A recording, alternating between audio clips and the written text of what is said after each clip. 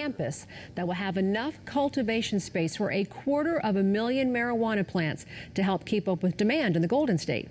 Patrick Walker takes us to Needles, California for an inside look at that facility. In the small city of Needles, California, a big project is sprouting up out of the dirt on the edge of the Mojave Desert. This is the extraction center, various forms of extraction, from ethanol to using butanes. Drew Milburn is the chief operating officer of the vertical companies. The name comes from being vertically integrated, meaning they are involved in every step of marijuana production, from when it's a seed all the way to its sale as a finished product. Once the extraction is done and you've actually pulled the product off of the flower, then it goes through various stages of distillation. Vertical's 10,000 square foot production facility has been up and running for a few months.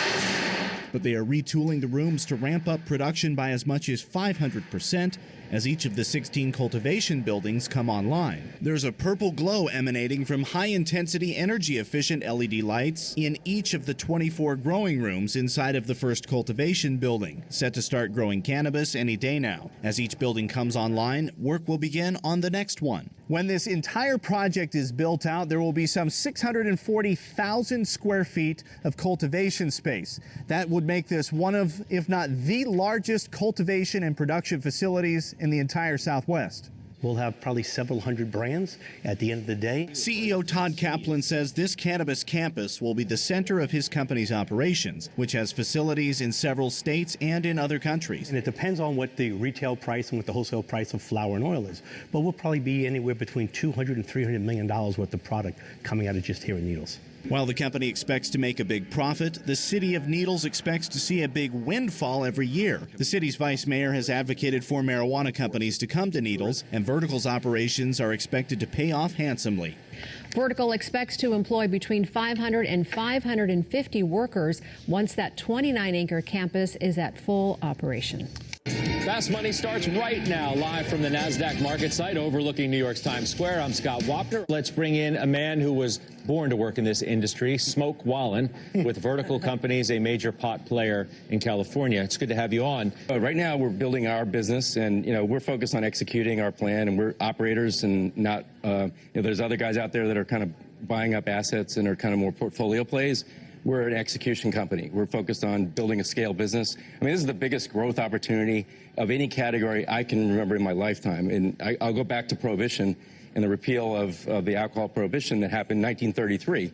I mean, this is an industry that could be as big as the current alcohol business, which in the U.S. is $260 billion at retail sales. Right, and so, Smoke, that's what's fascinating here, because I think we tend to focus on production, and this is an awful, fire story in terms of production, but to me, this is a consumer product story. And CPG as a sector and as a way to focus investments for investors, I mean, what's happening? Who's carving out brands? Because I think brands matter in cannabis, and I actually think that people underestimate the impact in the same way that the alcohol and beverage companies are doing this, the way the cannabis companies are. You're exactly right, and that's how we think about it. Brands are the key to everything, and we have large-scale production so that we can fulfill the needs of our brands. You can't make a brand unless you can fulfill it, and you can deliver the same brand experience each time for a consumer, right? So we're building all that back-end infrastructure so that we can build brands. We have about 25 brands, some of which are ours, some of which are partner brands that we're at different stages of launching in the California market. And, let's face it, brands are built in, a couple places. The coast, California, Southern California is as good a place as you could imagine to build brands. And then we'll take those brands, the recipes, the packaging, and license them and put them out in all the other markets that are available, which we're up to 30 states that now have some form of legal cannabis. Appreciate you being here. Yep. Thanks for having us. All right, Smoke Wallen. Let's trade it. Timmy? All right, I agree with that guy. You guys ready to go to the bar? No, but I think those two little clips really tell the story of what we're doing. And I started with the Needles operation because you can't build brands unless you can make the underlying products to fulfill them, right? And the number one definition of any brand is to be able to repeat it reliably so that the consumers that are getting exactly what they expect, and you can do it at scale. And in this space, there's no developed ecosystem to do that. I came from the wine and spirits and beer business. Spent a whole career doing that, building brands, creating distribution. And I could call 10 guys today if I wanted to create a new whiskey who could make it exactly to my specs, to my recipe, repeatedly at scale.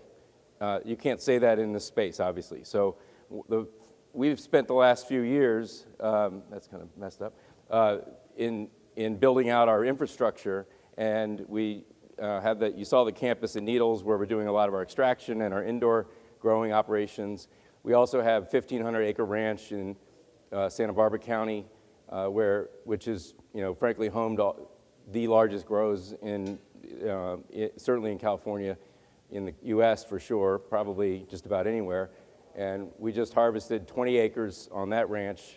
About 22,000 pounds came off of that, which are now in Needles being extracted. 90% of that outdoor grow we're making for our brands. So we're using extraction and then putting it into different form factors.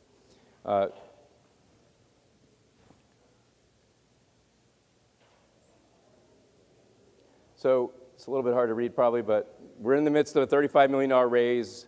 We're currently have $25 million of that done, so we're just wrapping up the raise. I think we'll be oversubscribed. I have probably $45 million of soft commitments that want to come in, and we're just trying to wrap that up. So if anybody here who's investing, want to talk, we're happy to talk.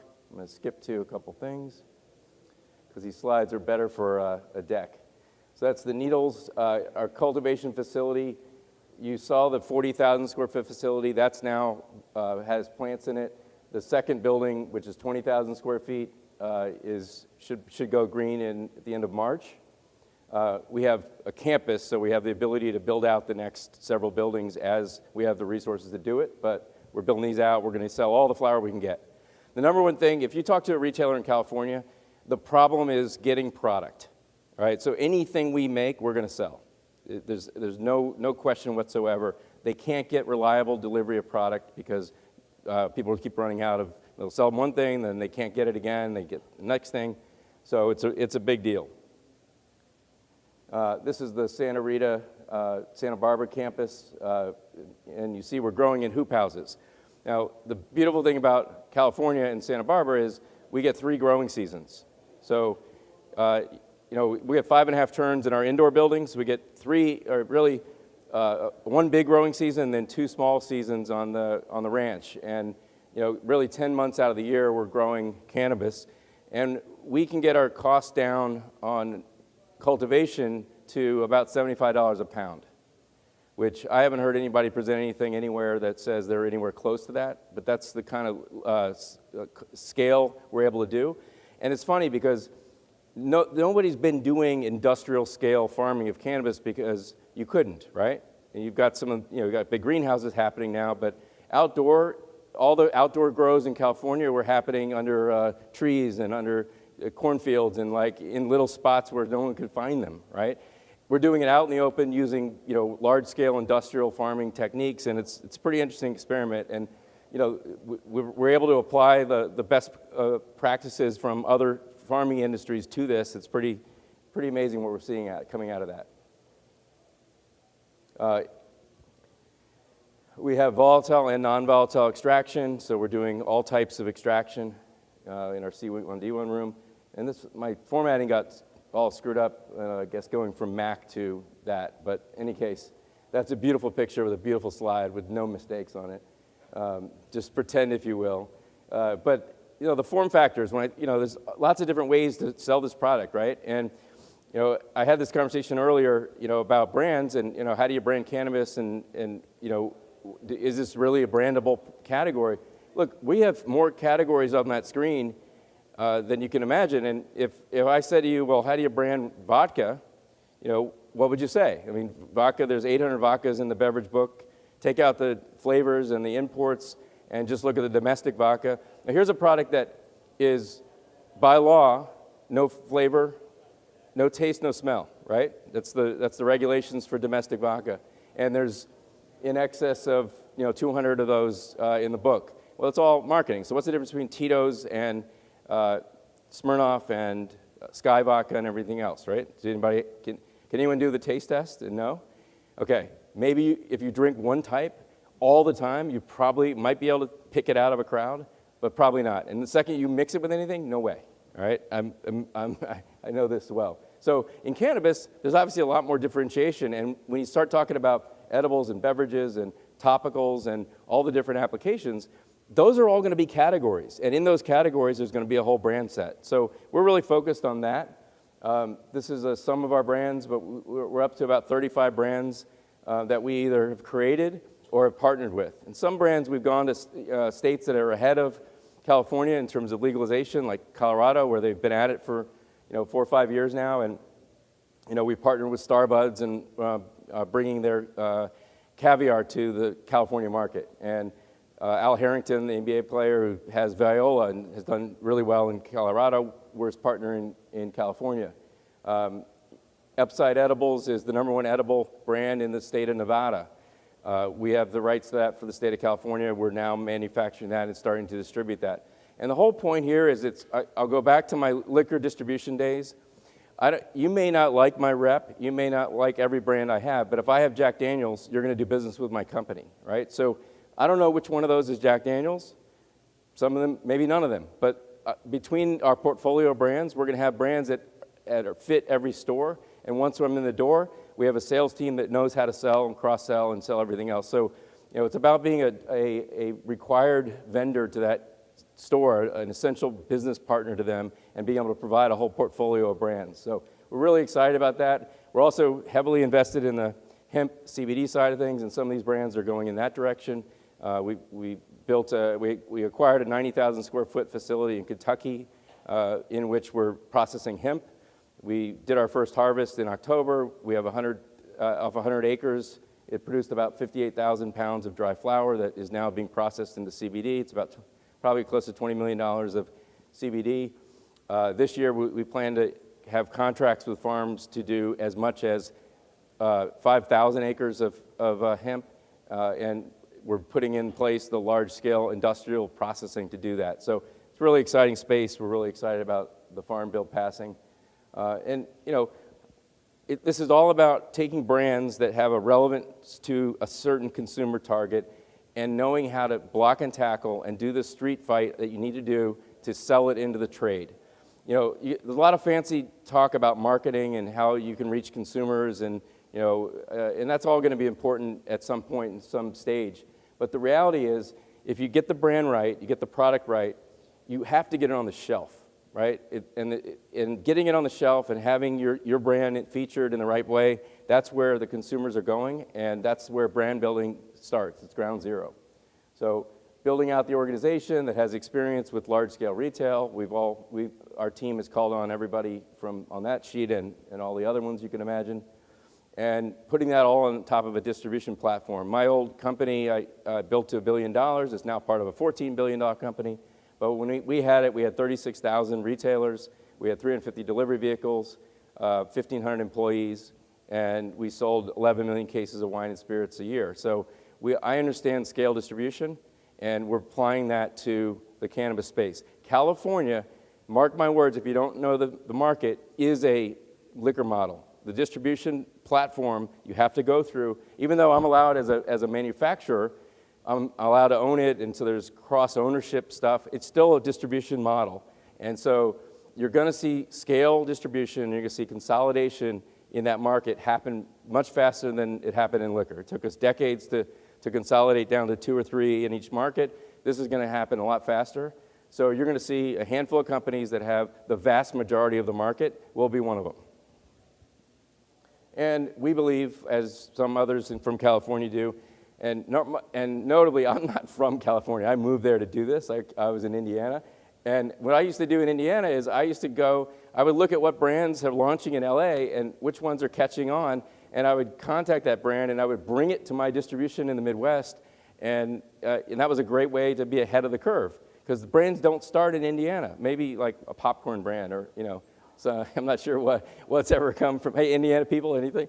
There's probably 1 or 2, but for the most part, right, brands are going to come out of the coast, and really California is the place. And the rules that are set up in California are conducive to building brands, right? So I've got all the tools that I could want. You can't do all social media, but you can have influencers. You can do live events. It's one of the best things California did when they passed the the adult use law is they allowed special event licenses. So for instance, we did an event at Coachella, the big concert in the desert, and they have a party called Neon Carnival. It's a really high-end party. It's 8,000 people. Well, we had a cannabis VIP section within Neon Carnival that was the Viola experience, and you could go into that and you could consume cannabis legally. It's a pretty cool thing. So when you're building brands, experiences matter, and California is set up for that. And you know, obviously packaging, in-store displays, signage, billboards, I mean, all those things are available for us, and we're doing that with our brands. Compare and contrast that to what you see in other markets, and you know, I'm a huge fan of Canadian people. You know, but the rules in Canada aren't conducive to building brands, right? They just aren't. It's a generic market. You can't build a brand like that. The only brands in Canada are companies, and that's to investors. That's not to consumers. So those brands aren't, the brands that come out of California, I think, are going to be the big brands. That's what we're betting on in a big way. So I mentioned Kentucky with the hemp. We also have a extraction and cultivation operation in Arizona. We've got one of the first cultivation licenses in Ohio. So we're beginning our footprint so that as these brands emerge and get scale in California, we're going to be able to start putting them in other markets with our own operations.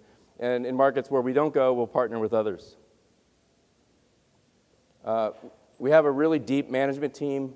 My founder and partner, Todd Kaplan, came out of the healthcare business, has had a bunch of companies that he's scaled up and done well with. Courtney, another partner, had a very large-scale food business where they were making food that 10,000 sandwiches, or 10,000 customers buying 150,000 sandwiches a day with a fleet of trucks. I mentioned my background in the wine and spirits business.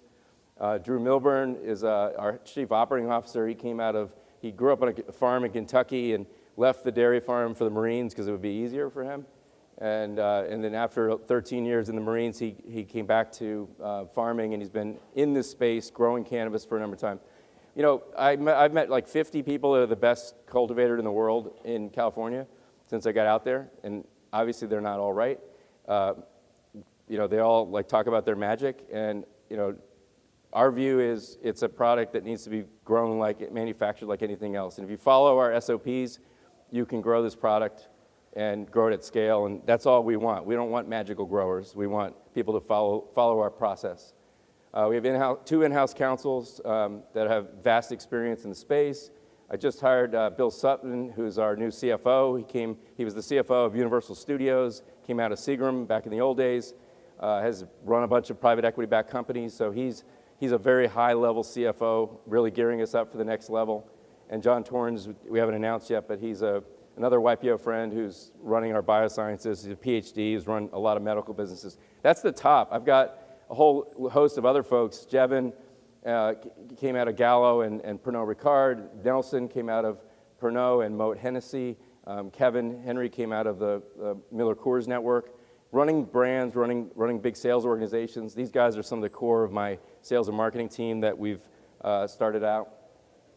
So these are experienced folks that are jumping in to build these brands. When I talk about brands, I know a lot about brands. I'm building a team that knows a lot about brands and have done experiential marketing, built brands, built luxury brands, and we have the people, the chops to do it, and the scale in the market of California. So pretty excited about that. And I think I'll stop there and see if there's any questions, because it's between me, you, and the bar, I think, is next step.